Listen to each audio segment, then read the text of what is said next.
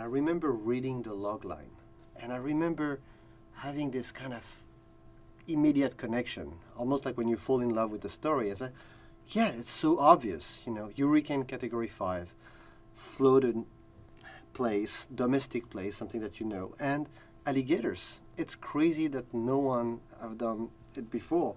I always been looking for something since The Hills Have Eyes and Piranha. I was reading a lot of scripts trying to find the right scary story, the right plot to justify going back and try to go back and explore suspense and explore that type of movie again.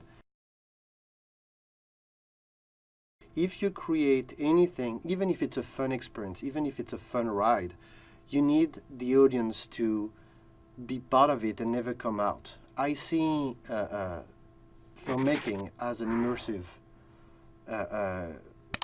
art form, where your goal as a director is to annihilate or like erase any distance between the viewer and the screen, to be sure that whatever story you're looking at, you forget that you're looking at it and you're living it. Like, it's all about crossing on the other side of the mirror and be with the character. And especially when you do a survival story, and especially when you do a movie that takes place over just one day, you want to be in the experience, you want to be in the ride. And as a director, your first job is to become a writer and be sure that everything in the script tracks. And what she's going to discover now is that there's not only one, and the worst is to come because the water is coming up. And the more water there is, the more fast and dangerous the alligator become. So to find the right actor to play Dave Keller, the father, I wanted someone who was kind of I wanted someone that will bring with his attitude a lot of that coach dynamic. Someone who was the father coach figure, someone who could have been tough, but in the same time always supportive, and someone who could also play a dark place where now, after the divorce, after the house was put on sale, someone who cannot find himself and doesn't really find a reason to exist. Barry is a very interesting actor because he has this kind of a range of emotion that you see in every part that he's playing. He's someone that's very devoted, is very he has like a very strong method of acting. But here it was a different, I think, project for him because it was very personal. He has a daughter that's 16-year-old. He has a relationship with his wife, and I mean the whole thing was kind of echoing his own personal life, and I know it was a very emotional experience for him to play that part. Kaya is she's a very, very complete master of skill. She's an amazing actress.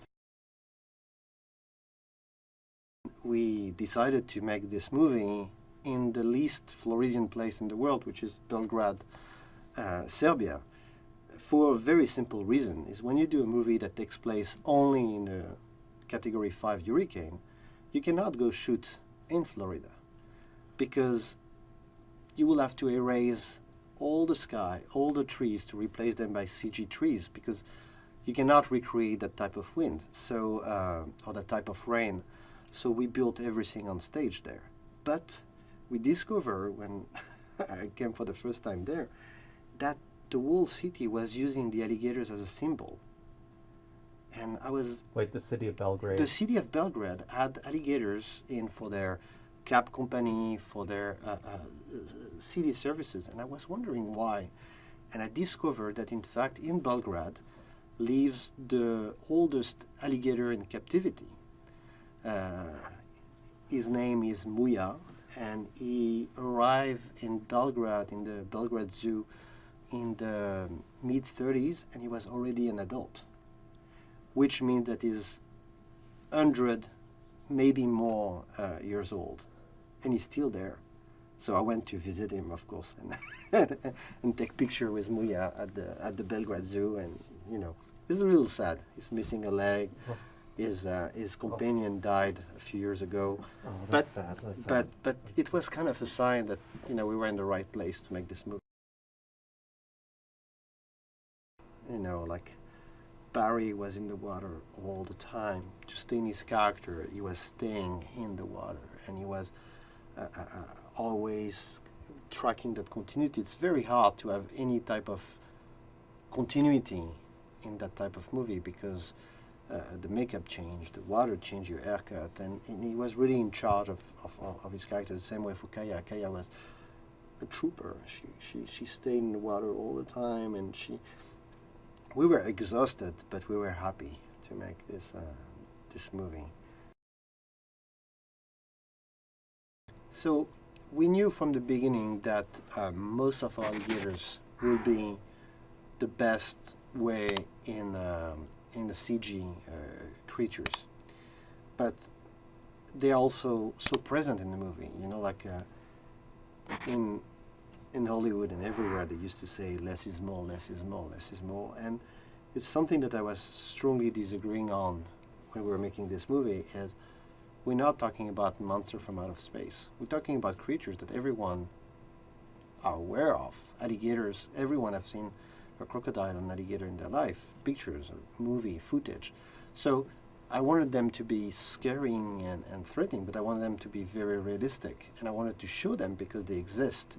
I didn't want to hide them and make like some kind of mystery about what is in the shadow and what's going to attack you. So I really wanted an interaction. I want to see a lot of them. So to create this interaction with the actors and the alligator that will be a CG alligators after, we had a few tricks. We had this kind of green head on a pole where a stunt person was attacking the actor with the green head. We had a stunt person in a full body green suit crawling instead of the alligator in between the pipes for the actors to see. We had a diver who was like an amazing thing, and I'm happy we did that because it's one of the best shots, who was like swimming like an alligator sideways with his fin just to create the wake in the water where we could comp after our CG alligators instead. We had like machine to create splash for the tails everywhere. But when you look at the footage, the real footage, and you see the intensity and the fear and the scare and how crazy Kaya played that when she get attacked, and when you look at the reality of this, like stuntman dressed in a spandex like green suit with a pole and that head and attacking, it's kind of very silly, but you have to play it. That's the way it is. Everyone from all the camera, grip, special effects, our department, the hundreds of people from Serbia, from England, from France, who were in the water with us all the time, will tell you it was one of the most exhausting experience, but also one of the most rewarding one, because we knew when we were looking at the screen that we were doing something special. I wanted, and we wanted the hurricane to be a character and growing and growing and growing. When she's driving first, it's only rain. When she gets to the roadblock, you see that giant depression of clouds, hurricane formation in the back, and then she's really driving inside. And when she gets to the house the first time, it's where you really feel the element. You feel how dangerous it is and how windy it is.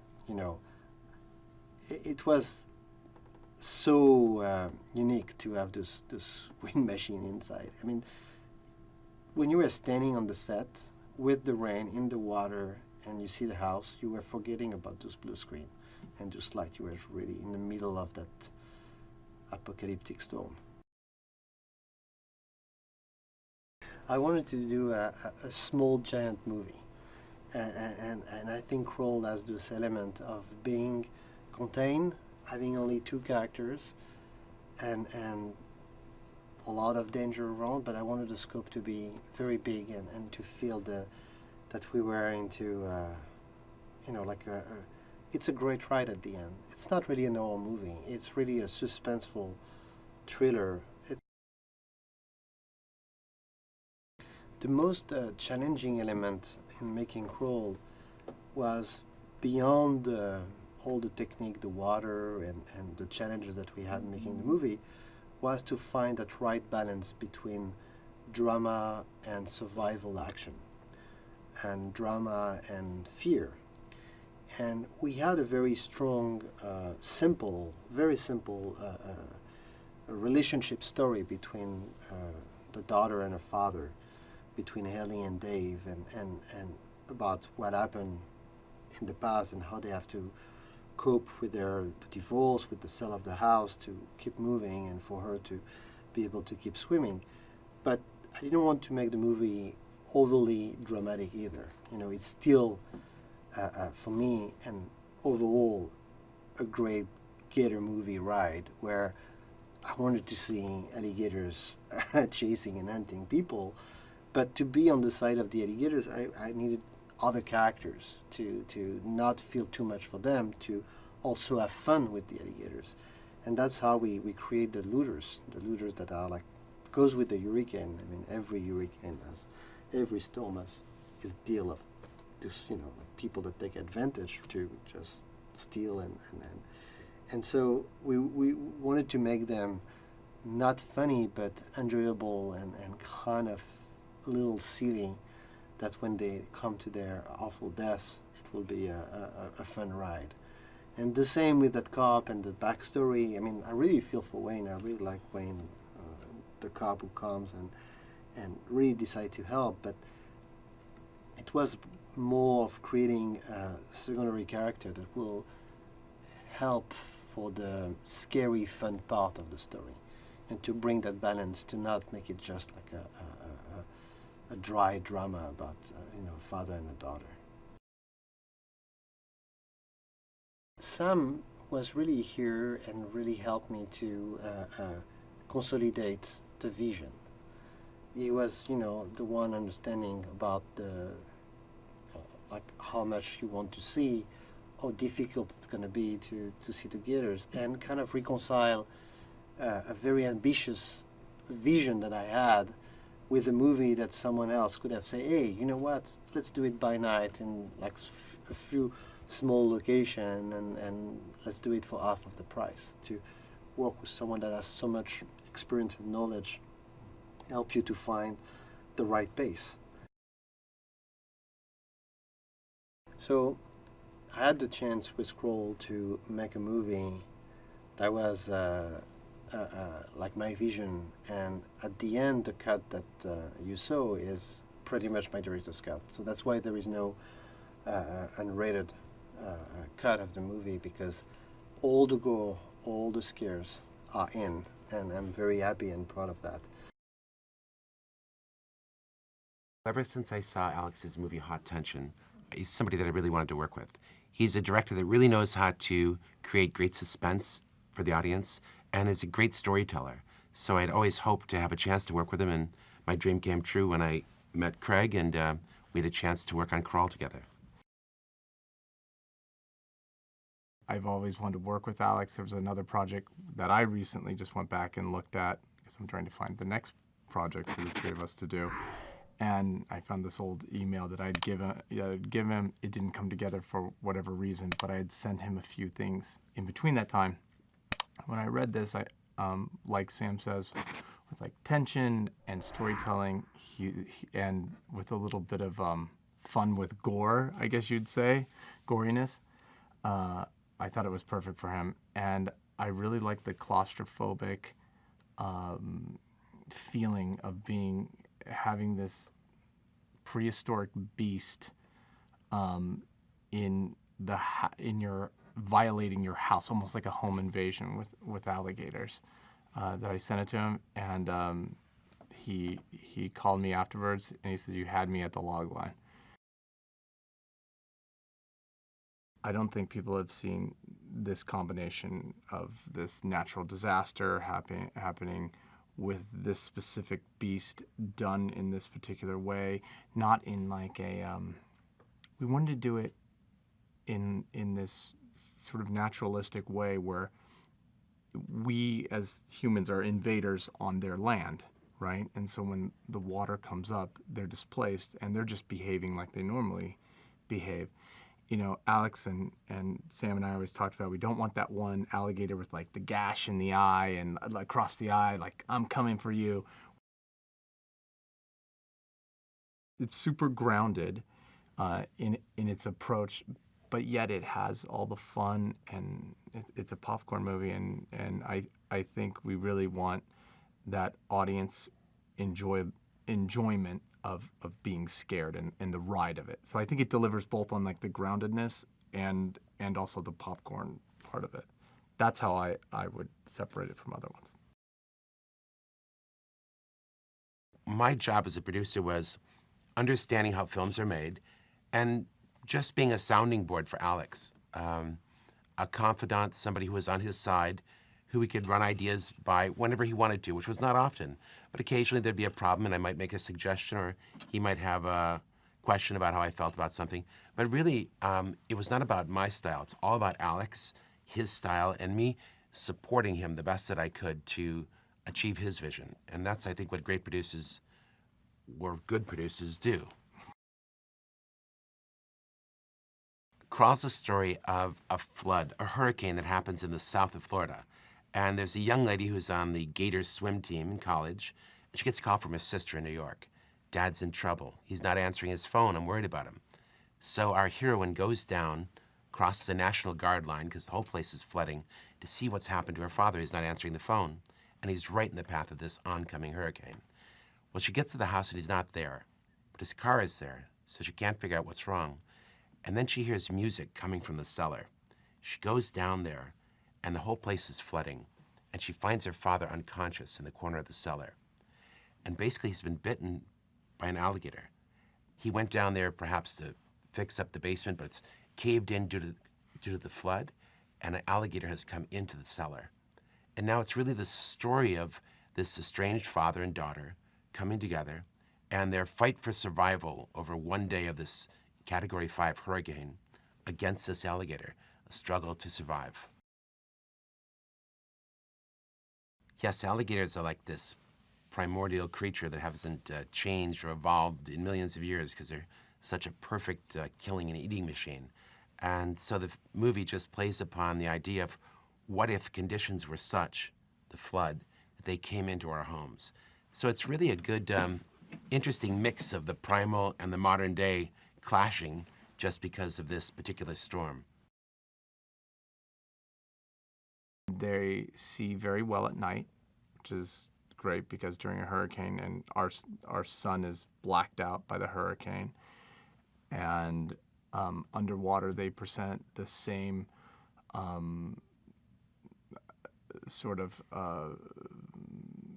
not fear, but danger to humans as sharks and great whites. And they actually, on the number of attacks on humans annually, there's much higher numbers of alligator attacks than sharks.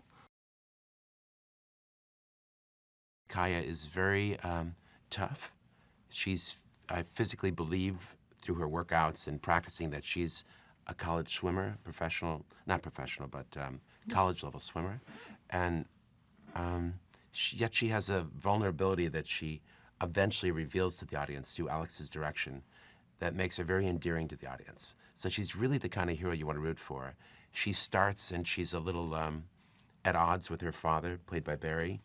And through the course of the movie, they come together in a beautiful way, and they're there for each other. So it's really a nice story, and the casting of her, because of those complexities in the actress, makes it really work for me. I thought it was interesting that neither Barry nor Kaya had ever done like a true horror film, which was interesting. So they talked to Alex a lot about, certain blocking, where am I supposed to be looking, like things that would, and they were really eager to help us craft the most scary movie possible. And that was greatly appreciated, and it shows, and it worked out.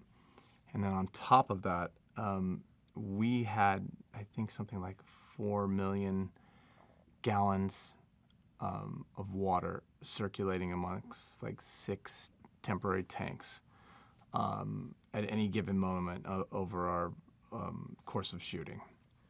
And these actors were in the water almost every day and in the mud. And they loved it. Kaya told me that it was one of the most satisfying work experiences she's ever had. And, she's been in, Pirates of the Caribbean and 3 huge franchise movies called Maze Runner. And for I like to say our little big movie, I found that immensely rewarding to hear an actor say that.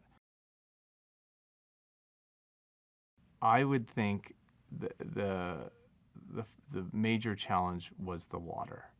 It really was making a movie that has because there's different layers. There's the flooding of the crawl space, right? So you have to have a very sort of mathematical approach and continuity approach of like where the water is when you're shooting over many days. That's just one of it, and also the practicality of making it hospitable for the actors, but not inhospitable enough so that you get a great an accurate performance from them. The other thing about the water is honestly the danger of shooting it. Our general rule was if you don't have to be in the water, stay the hell out of the water, basically. So we always know where everyone is, but you have to get makeup people in there. You have to get set dressers in there to fix things because it's always breaking. The water is constantly breaking down the set, and you have to refresh that every day. It was very challenging. I think the water is the most challenging part. I love the effect that horror movies have on the audience. They really seem to have so much fun when they go to them. They giggle, they grab each other, Yeah. They're holding hands, they cover themselves with coats. It's such a visceral, theatrical, entertaining experience to be in a horror film. Now, there's other films that are much more emotional, much more powerful and subtle and affect you deeply, but a horror film is just like going on a roller coaster and just a raw blast. That's what I love about it.